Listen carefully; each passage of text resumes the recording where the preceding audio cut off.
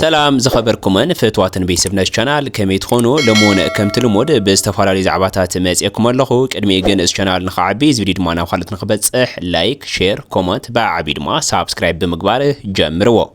جنرال تادس ورده مسواتن موقداتن اكل كي وسخنا قلصي حقاون فتحاون حتتاتنا بسلاماون بوليتيكاون منقدي نمملاس كند زكالنا كنصعر انا مبالوم تفليطلو ኢትዮጵያ ሰራዊት ኣብ ዓቢት ወጥሪ ኣብ ዘለሉ ሰዓት ሃንደበት ጋሻ መምጽኡ ተፈሊጥሎ ጠቅላይ ሚኒስትር ኢትዮጵያ አብይ አህመድ እንኳዕ ንበዓል 11 ለካቲት ዝብል መልእኽቲ ኣብ ዘመሓላለፉሉ ግዜ ንህዝቢ ትግራይ ዓቢ ልእኽቶ ምሃቦም ተፈሊጥሎ ሎሚ ዕለት 10 ወርሒ 6 2018 ዓመተ ምህረት ኣብ ምዕራብ ትግራይ ሓያል ዝበሃል ወጥሪ ምውዓሉ ተፈሊጥሎ እዚኦምን ካልእቱምን ዘሓዝናልኩም ዛዕባታት ናባኹም ኸነብለልኩም ኢና እስካብ መወዳእታ ሓቢርኩምና ክጸንሑ ዕድመና እዩ ጀነራል ታደሰ ወረደ መስዋዕትን መጉዳእትን አካልን ከይወሰኽና ግልጽን ሕጋውን ፍትሓውን ሕቶታትና በሰላማውን ፖለቲካውን መንገዲ ንምምላስ ክንድዝካልና ክንጽዕሪና ኢሎም መልእኽቲ ምምሕላላፎም ተፈሊጥሎ ጀነራል ታደሰ ወረደ እዚ ዝበሉሉ ምምሕዳር ከተማ መቐለ ንልዕሊ 4000 ስድራ ስዋዓት ከተማ መቐለ ስነ ስርዓት ሙጻዕጻ መንበሪ ቦታ ኣብ ዝገበርሉ መድረኽ እዩ ጀነራል ታደሰ ወረደ ነዚ ዝገለጹ ስነ ስርዓት ካልኣይ ዙር ሙጻዕጻ ንመንበሪ ስድራ ስዋዓት ከተማ መቐለ ኣብ ዝተሰላጥሉ መድረኽ እንትኾን ምምላስ ተመዛበልቲ ወገናትናን ምርግጋጽ ግዝኣታዊ ሓድነት ትግራይን ሕጋውን ፍትሓውን ብሄራዊ ሕቶታት ህዝቢ ትግራይ እዮም ዝበሉ ሌተናል ጀነራል ታደሰ ወረደ እዞም ግልጽ ሕቶታትና ብሰላማውን ፖለቲካውን መንገዲ ንምምላስ ክንድዝካለና ክንጽዕሪና ኢሎም ኣለው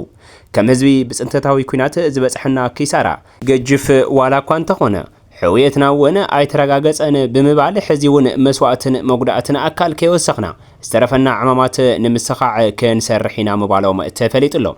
ደለይቲ ሰላም እምበር ደለይቲ ኩናት ኣይኮናን ዝበሉ ጀነራል ታደሰ ወረደ ዓርስና ንምክልኻል ክንገብሮ እንኽእል ግድን መስዋዕቲ ዝሓትት ነገር እንተመጺ ግን መመረጺ ሲኢና እናኣቶ ጉዳይ ምዃኑ ክፍለጥ ይግባእ ድማ ኢሎም ክንድዝካልና ኩናት ዝተረፈሉ መንገዲ ጸንቂቕና ክንጽዕሪና ዝበሉ እቶም ፕሬዚደንት ሕዚ ንህዝብና ዘየረጋግዕ ኩነታት ኣሎ እንተኾነ ግን መላእ ሕብረተሰብን ተረጋጊዑ ዕለታዊ መነባብሮ ክመርሕ መልእኽቶም ኣመሓላሊፎም ንስድራ ስዋዕት ዝተኻየደ ካልኣይ ዙር ምውጻዕጻ መንበሪ መሬት ከም ጅማሮ መጠን ዝናኣድ ምዃኑ ጀጋኑ ስዋዕትና ሰለስቲኡ ምዕራፍ ንምዝካር ዝዓለመ ምዃኑ ድማ ብተወሳኺ ገሊጾም እዮም ስድራ ስዋዕት ብቐጻልነት መነባብሮኦም ዘመሓሽሉ እግሪ ዝተኽልሉ ዕድል ስራሕ ዝፍጠረሉ ከይዲ ክህሉ ከም ዝስራሕ እውን ኣረጋጊጾም ኣለው ፕሬዚደንት ግዝያዊ ምምሕዳር ትግራይ ጀነራል ታደሰ ወረደ እቲ ብጣዕሚ ኣትኩር ዘበሉሉ ግን ዓርስና ንምክልኻል ክንገብሮ እንኽእል ግድን መስዋዕቲ ዝሓትት ነገር እንተመጺኡ ግን መማረጺ ሲኢና እናኣቶ ጉዳይ ምዃኑ ክፍለጥ ይግባእ ዝብል ዓቢ መልእኽቲ ምዃኑ እዩ ተፈሊጡ ዘሎ ሎሚ ዕለት 10 ወርሒ 6 2018 ዓመተ ምህረት ኣብ ምዕራብ ትግራይ ሓያል ዝበሃል ወጥሪ ምውዓሉ ተፈሊጡሎ እዚ ድማ ብርክት ዝበለ ሰራዊት ኢትዮጵያ እናኣተወ ዝወዓለ እንትኾን ኣርቢ ሰምዓ ድማ ለካቲት 11 እናኽበሩ ዝወዓሉሉ መዓልቲ እንትኾን ዝኾነ ኮይኑ ግን ኣብቲ ከባቢ ዘሎ ህዝቢ ግን ኣብ ሓያል ሽብርን ኣብ ሓያል ዝኾነ ምፍንቓልን ምውዓሉ ተፈሊጡሎ ኣብ መንጎ ኣርሚ ሰብዓን ኣብ መንጎ ምክልኻል ሰራዊት ሃገር ኢትዮጵያን እንታይ ክፍጠር ይኽእል ንዝብል ግን ንምግማቱ ዝኸብድ ኣይኮነን ተባሂሉሎ ማለት እውን ኣብዚ ውሽጢ ሓደ 2-3 መዓልትታት ሓያል ዝበሃል ውግ ከይኽፈት ዓቢ ስጋኣት ኣለና ዝበሉ እቶም ነበርቲ ካብዚ ብምብጋስ ድማ ኣንሕና ክንጽግዐሉ እንኽእል ቦታ ከለላ ክንረክብ ይግብአና ብምባል ብርክት ዝበለ ሰብ ይፈናቐል ምህላ እዮም ገሊጾምልና ዘለው ጠቅላይ ሚኒስትር ኢትዮጵያ አብይ አህመድ ለማዓንቲ ዕለት 10 ወርሒ 6 2018 ዓመተ ምህረት ሓብ ሓደ ጋሻ ካብ ደገ ዝመጸ ምምቕባሉ ተፈሊጡሎ ካብዚ ብተወሳኺውን ንመላእ ህዝቢ ትግራይ እንኳዕ ንበዓል 11 ለካቲት ኣብጽሕኩም ኣብ ዝብል ዘመሓላለፈ መልእኽቲ ንህዝቢ ትግራይ ዓቢ ዝበሃል ልኡኽ መሃቡ ተፈሊጡሎ ከምዚ ይብል ልኡኽ አብይ አህመድ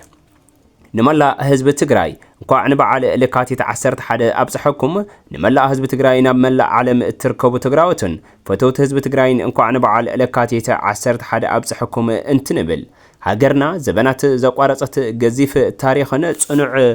ጸረ ባዕዳዊ ወራር መርገጽ ዝነበራን ዘለዋን ሃገርያ ኣብ ዝተፈላለዩ ዘበናት ሃገር ናይ መምራሕ ዕድል ዝረኽቡ መራሕቲ ዳርጋ ኩሎም ክበሃል ብዝካኣል መጠን ኣብ ምኽባር ልዕላውነት ነቕ ዘይብል ቅዋም ከብ ዝነበሮም ዘከራኸረ ኣይኮነን እንተኾነ ግን ብውሽጣዊ ጉዳያት ብፍላይ ኣብ ጉዳይ ዲሞክራሲ ሰናይ ምምሕዳር ማዕርነታዊ ኣረኣያን ዝነበረ ቅዋም በኣንጻር መርገጽ ጸረ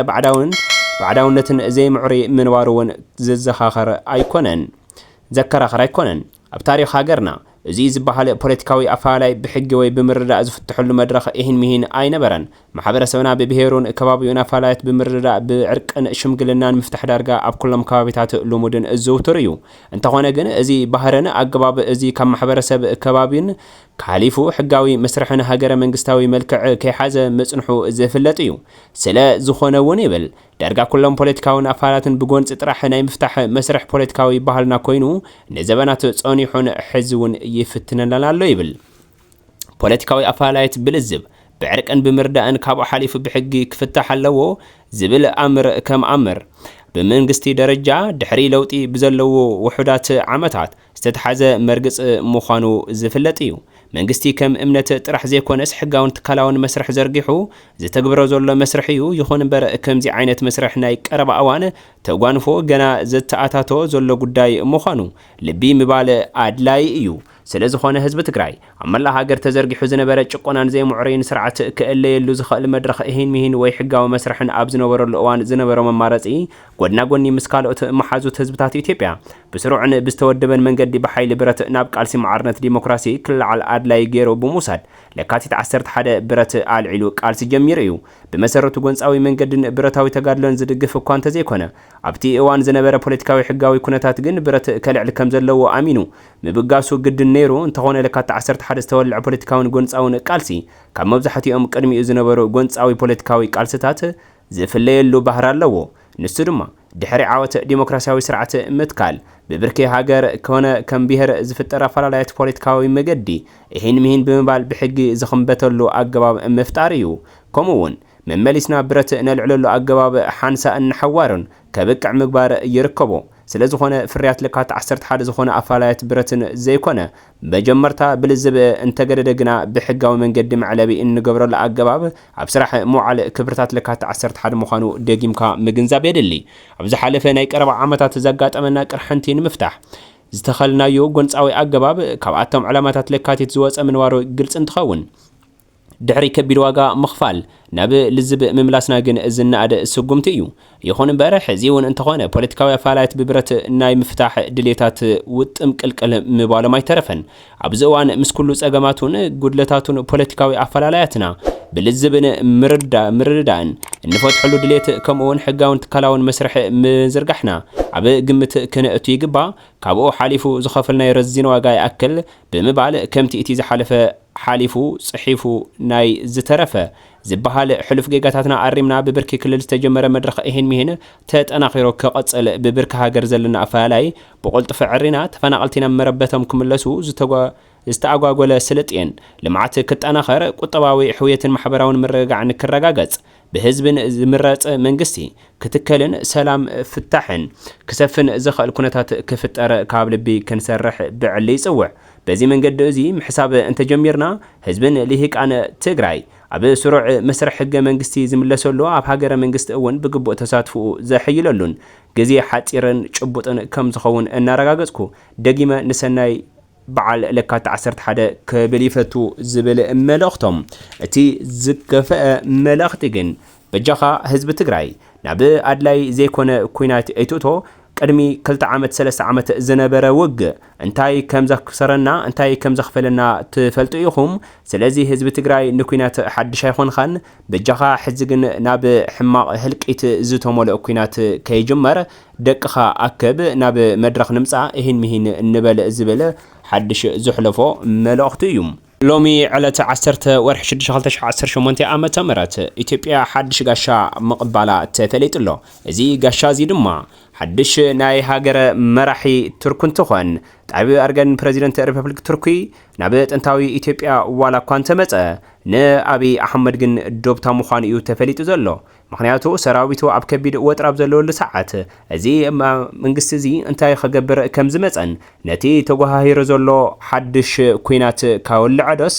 ወይ ከጥፍኦ ንዝብል ግን ገና ኣብቲ ጽባሕ ዝገብርዎ መደረ ይክፍለጥ ባርከስ ክቡራትን ፍትዋትን ተኸታተልትና ንሎሚ ዝሓዝናልኩም ዛዕባታት እዞም ክትሰምዑም ጽናሕኩም ይመስሉ ነይሮም እስካብ መወዳእታ ሓቢርኩምና ብምጽናሕኩም እንዳመስገንኩ ቀድሚ ምውጻኹም ግን ከም ትልሙድ እዚ ቻናል ንኽዓቢ እዚ ቪድዮ ድማ ናብኻትኩም ክበጽሕ ላይክ ሼር ኮመንት ብዓቢ ድማ ሳብስክራይብ ከይገበርኩም ከይትወጽኢኹም